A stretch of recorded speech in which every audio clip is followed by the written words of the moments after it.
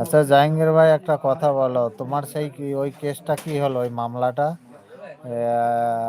তুমি একদিন বলছিলে, করেছি ভাই, তুমি একদিন বলছিলে কে তোমাকে মেসেঞ্জারে কল করে মেসেজ করে উল্টো পাল্টা মারার ধমকি দেয়, ওই ব্যাপারটা কি হলো? দিয়ে কি স্টেপ নিলে তুমি? আর মেসেজ করে নাকি? ও আর মেসেজ করে কি? মেসেজ কল, তা তুমি কি স্টেপ নিলে?